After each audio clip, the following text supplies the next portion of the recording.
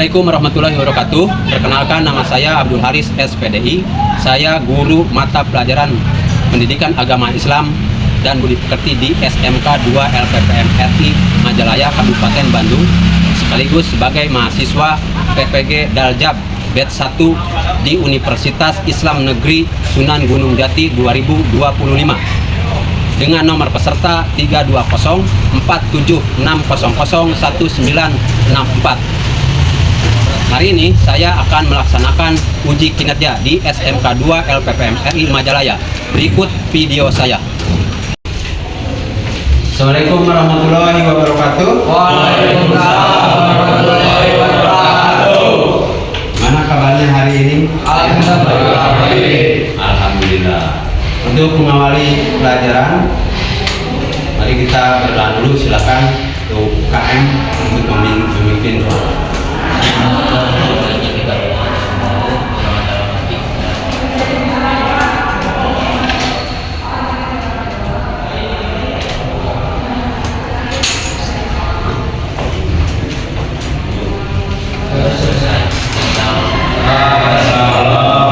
Assalamualaikum warahmatullahi wabarakatuh. Waalaikumsalam warahmatullahi wabarakatuh.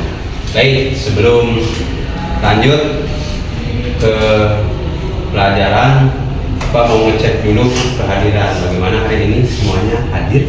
Hadir dalam keadaan sehat walafiat. Ya, amin. Mudah-mudahan kesehatan ini seterusnya dan itu bagian dari rasa syukur kita terhadap Allah Subhanahu wa Ta'ala yang sudah memberikan kesehatan.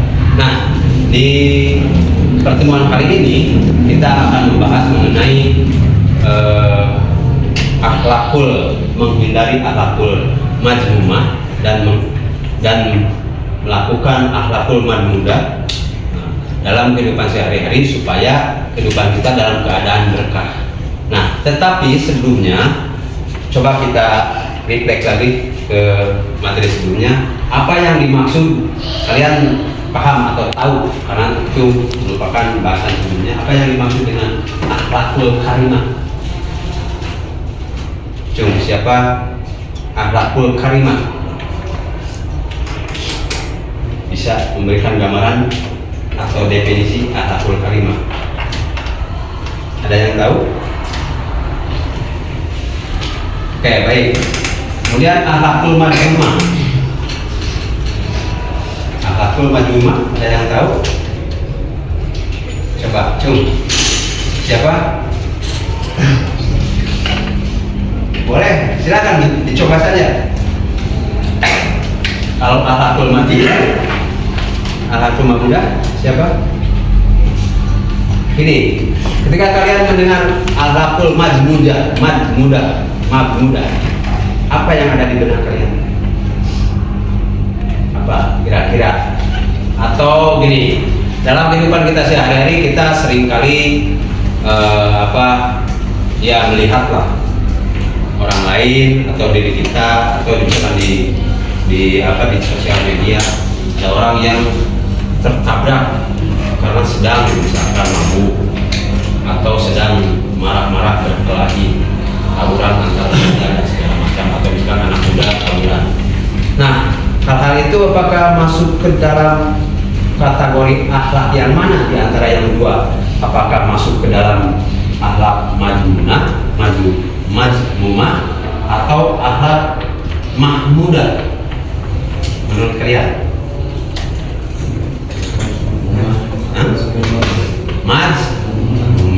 Majmumah. Jadi kalau begitu apa arti akhlak majmumah? Kira-kira pengertian selintasnya saja apa? Akhlak yang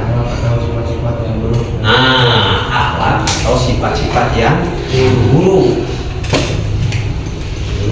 Jadi menghindari akhlak majmumah. Bagaimana cara menghindari akhlak majmumah? Kemudian kita harus selalu melaksanakan akhlak mahmudah. Berarti arti ya kata kunci dari akhlak mahmudah adalah mahmudah, perilaku atau perilaku atau tindakan yang baik. Oke, itu.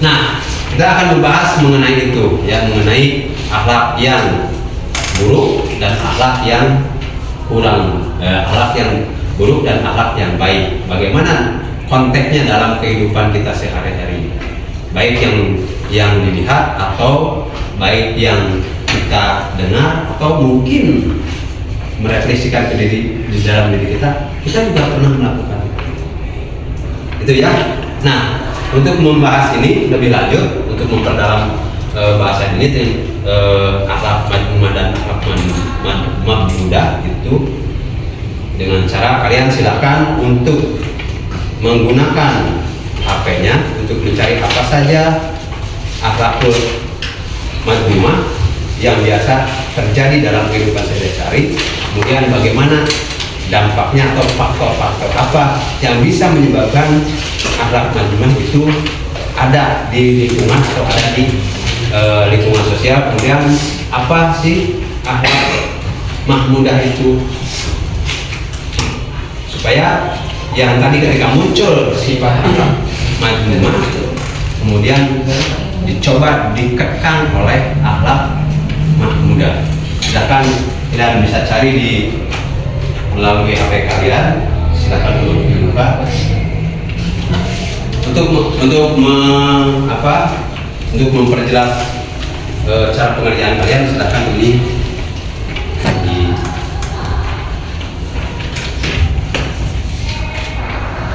soalnya jadi melalui pertanyaan ini kalian bisa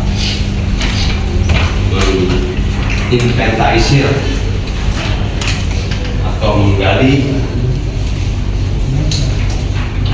mengenai hal yang tadi. Yang lain bisa menggunakannya berdasar permasalahan atau soal-soal yang ada di lembaran ini.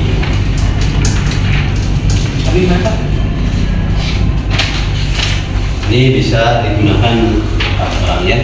Kalian silakan bisa ditulis di buku kalian.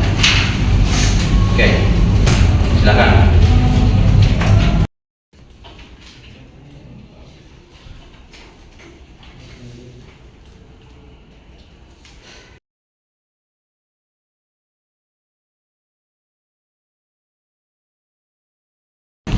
Baik, waktunya sudah habis. Apakah kalian sudah selesai mengerjakannya? Terima kasih. Nah, sekarang sebelum dari kalian perwakilan dari kalian melakukan presentasi dari apa yang kalian kaji, pelajari dan segala macam atas pertanyaan-pertanyaan yang tadi diinstruksikan. Nah, kita lakukan dulu. Mari kita lakukan dulu ice breaker. Maksudnya untuk penyegaran dulu, karena kelihatan tadi sudah mulai lelah kita. Silakan kalian untuk berdiri semua. Silakan berdiri semua.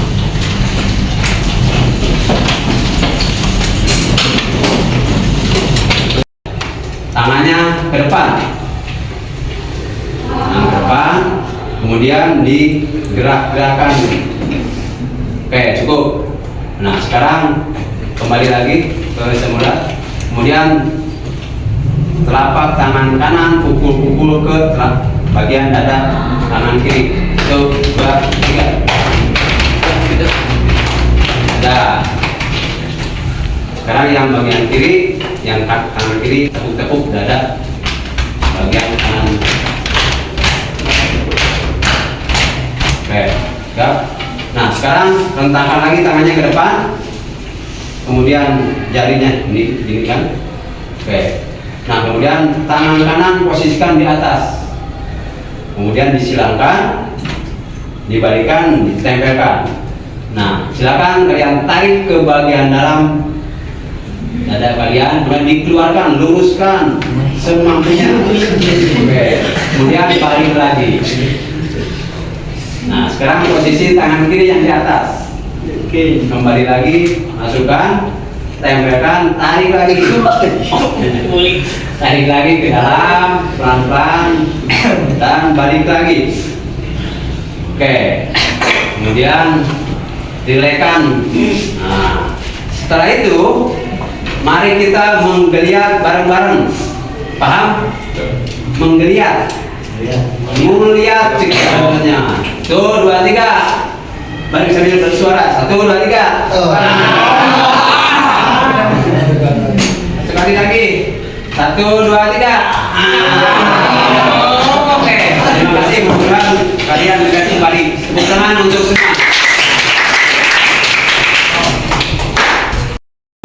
Untuk melakukan presentasi dari apa yang tadi ditugaskan berdasarkan persoalan-persoalan yang diberikan oleh kalian. Silakan dimulai. Ya, silakan. Sebutkan namanya dan silakan di depan. Sebutkan namanya saja. Assalamualaikum warahmatullahi wabarakatuh.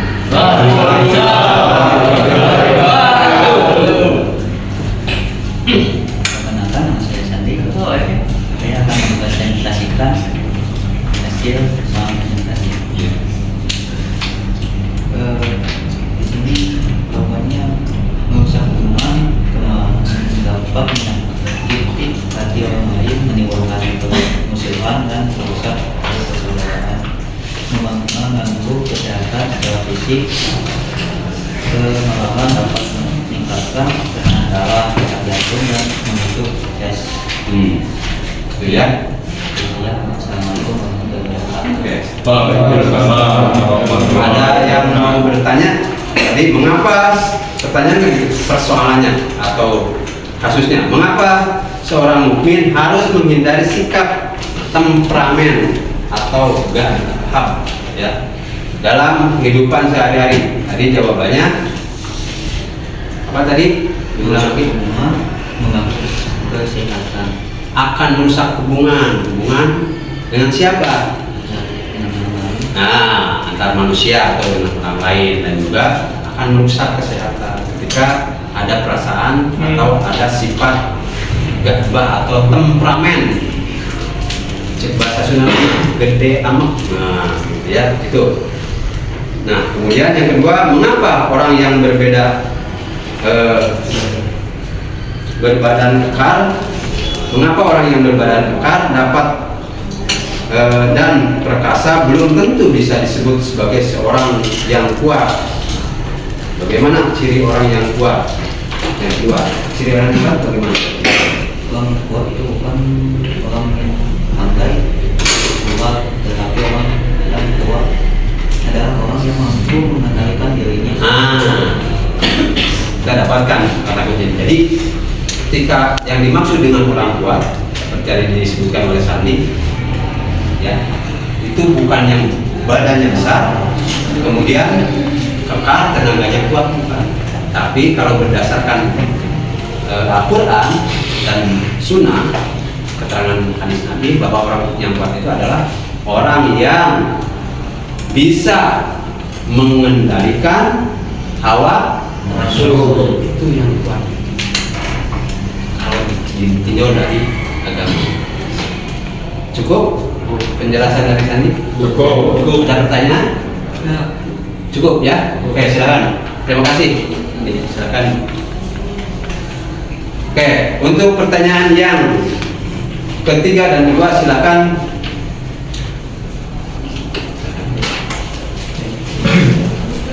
Sebutkan namanya. Assalamualaikum warahmatullahi wabarakatuh. Waalaikumsalam warahmatullahi wabarakatuh. Perkenalkan, nama saya Ramadhani. Saya akan menjelaskan nomor 3. Meningkatkan ketaatan kepada Allah Subhanahu wa taala, menghindari dosa dan perbuatan tercela. Oke. Kemudian selanjutnya yang keempat. Allahumma firli ghaibi wa akhir wa iha qalbi wa ajirni minat syaitan. Apa artinya? Allahumma firli Allahumma firli syai'ani wa adhir dari qalbi wa ajirni minasy syaitani. Nasyetoni. Ada yang tahu artinya? Oke, ada yang tahu? Tidak? Ada yang bisa menjelaskan? Tadi kan bahasa Arabnya. Oke, boleh? Terjemahnya Allahumma firli.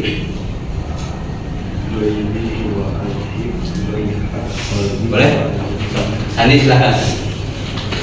Artinya, ya Allah, ampunilah aku dan ampunilah mengubah hatiku dan lindungilah diriku dari makhluk setan. Ya, ya Allah, Ya Allah, ampunilah ampunilah dosaku dosaku, dan dalamlah mengubah hatiku rendamlah marah hatiku, dan lindungilah diriku dari pengaruh setan. dan lindungilah diriku dari pengaruh setan. Nah, itu ya. Itu doanya ketika kita diguncang kemarahan atau ketika emosi kita datang ke dalam diri kita. Kayak itu. Ada pertanyaan lagi? Ada pertanyaan berkaitan dengan tadi? Ya. Jelaskan manfaat membiasakan perilaku mujahadah an-nafs. Artinya apa mujahadah an-nafs tadi artinya?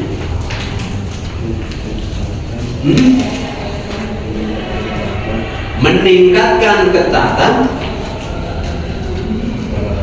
kepada Allah, menghindari dosa dan perbuatan tercela. Artinya menahan diri atau kontrol, biasanya kontrol diri, kontrol emosi, kontrol kebenaran, kontrol kata. Itu ya. Oke, cukup? Cukup, silakan. Terima kasih. Untuk pertanyaan yang selanjutnya, yang terakhir, silakan. Ada? Nah, di sini itu pertanyaannya, jelaskan hikmah membiasakan perilaku sajaah baik bagi diri sendiri, bagi keluarga maupun bagi bangsa dan negara. Siapa yang akan memberikan penjelasan? Ya. Jelaskan hikmah. Hikmah itu artinya pelajaran yang baik apa yang bisa kita ambil gitu, dari membiasakan perilaku sajaah yang tadi, perilaku yang boleh? Siapa? Oke, siapa? Oji. Mengapa? Silakan. Perilaku sajaah membantu seseorang untuk bersikap jujur, tegas, dan bertanggung jawab. Bagi keluarga, ia menjadi teladan yang baik. Bagi bangsa, melahirkan warga negara yang siap membela kebenaran dan keadilan.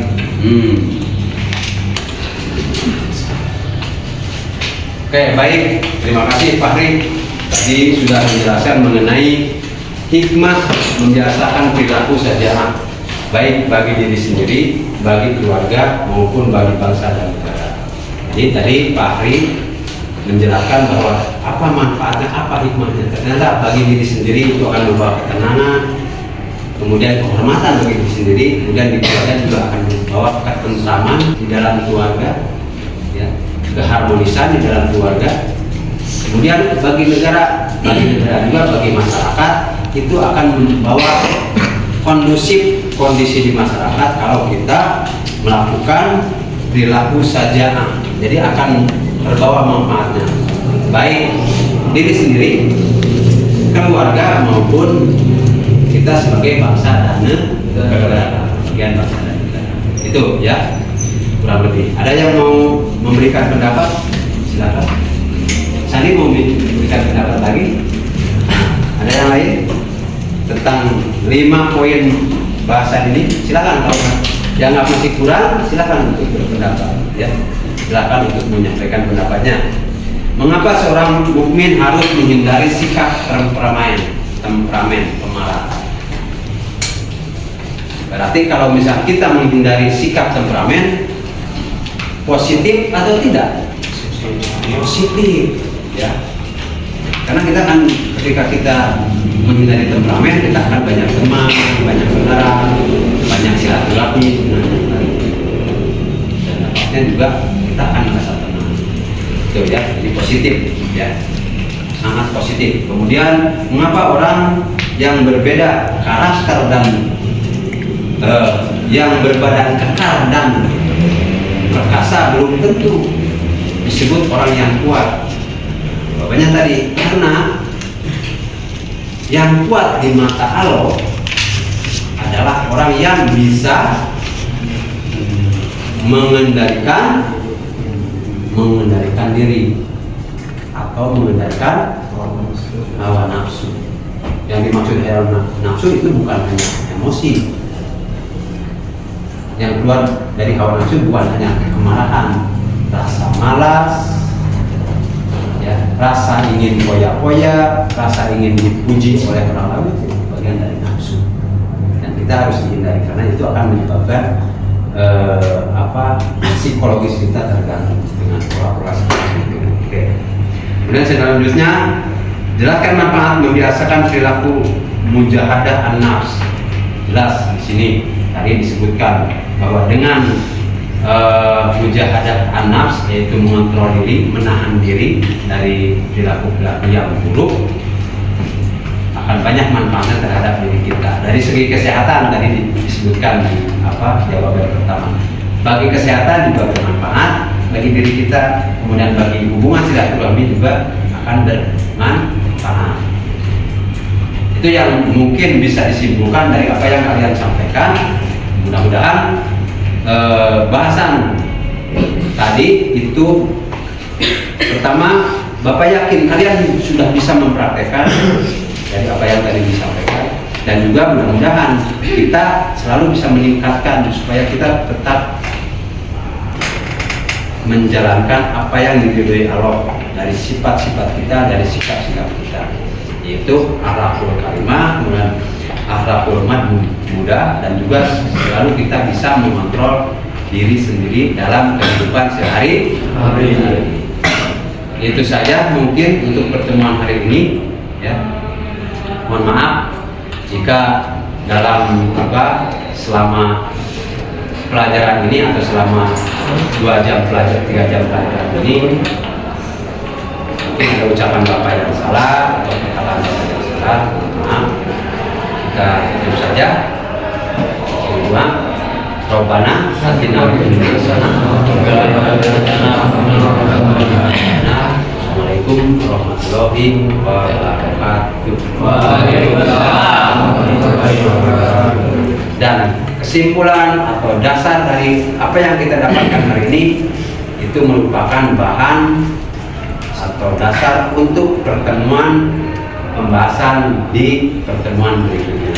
Terima kasih. Tepuk tangan untuk kita semua.